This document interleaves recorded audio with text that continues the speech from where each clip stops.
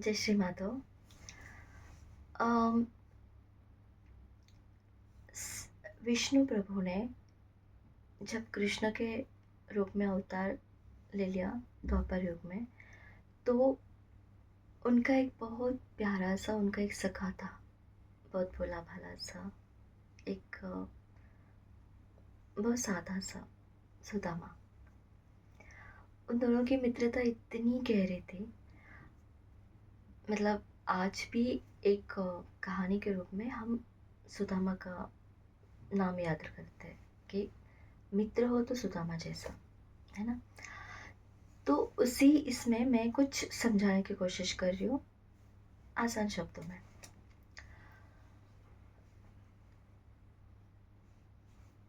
दोनों जब गोकुल में थे तो मतलब बहुत प्यारी दोस्ती थी। बाद में फिर सुदामा को उनके मामा भी उनके गाँव लेके गए, फिर कृष्णा भी अपने द्वारका चले गए। ओके,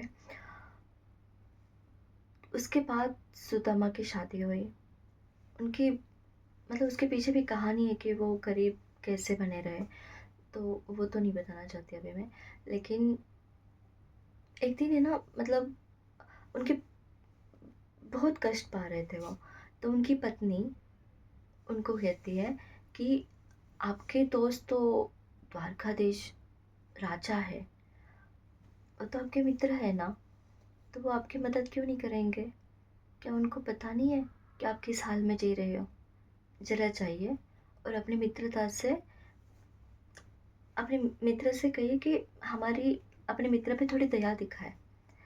सुदामा मतलब मदद के लिए इस हिसाब से तो नहीं चाहता, लेकिन वो सोचते हैं कि हाँ, इसी बहाने से मैं अपने मित्र को मिल लूँगा। तो वो निकल पड़ते द्वारका के लिए। तो हमारे कृष्ण प्रभु है, उनको तो सब कुछ पता होता है कि कब क्या, किस घड़ी में क्या घटित होने वाला है। तो पता है ना, मतलब प्रभु अपनी और स्पेशली कृष्ण लीलाओं के लिए तो मशहूर है। तो प्रभु अपनी लीला अपने मित्र पे भी चलाते हैं। रास्ते में एक तांत्रिक मिलता है, मतलब तांत्रिक नहीं है, मतलब सुदामा के लिए वो तांत्रिक है, बट है वो एक माया हमारे प्रभु की। ओके, तो तांत्रिक मिलता है, तो तांत्रिक बोलता है कि अरे तुम्हारी हालत देखो कैसी, तुम इतना दूर चल के कहाँ जा रहे हो?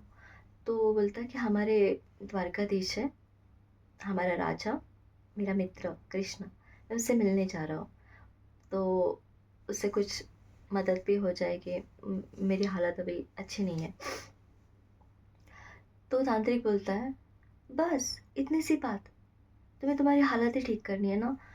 तो वो अपनी माया से बहुत सारा सोना की पुतली सुदामा के हाथ में थमा देता है और बोलता है ये लो और जाओ अपने घर वापस।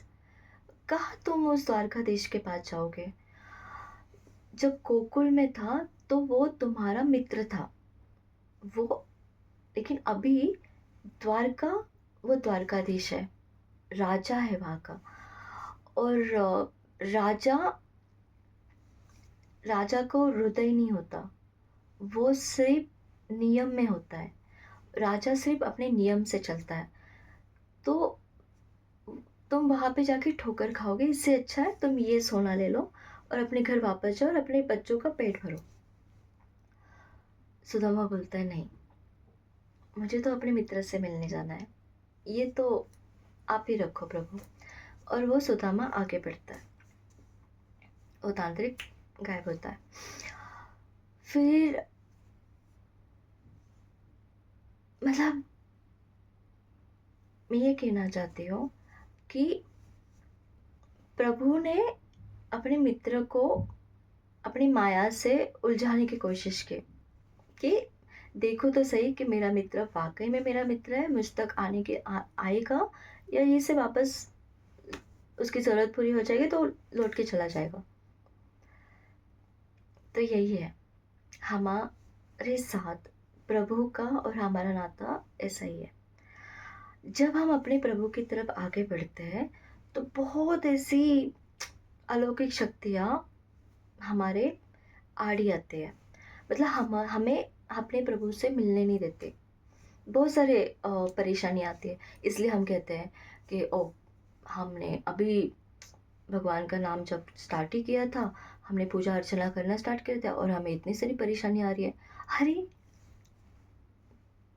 प्रभु है वो अपने मित्र से, अगर वो अपने मित्र की परीक्षा ले सकते हैं, फिर हम कौन है कि छोटी-सी परीक्षाओं से हम अपने प्रभु का रास्ता छोड़ देंगे, प्रभु को भूल जाएँगे। ये प्रभु है, इतने आसानी से नहीं मिलते किसी को। उन तक जाने के लिए प्रभु के प्रेम को भी आपको समझना होगा।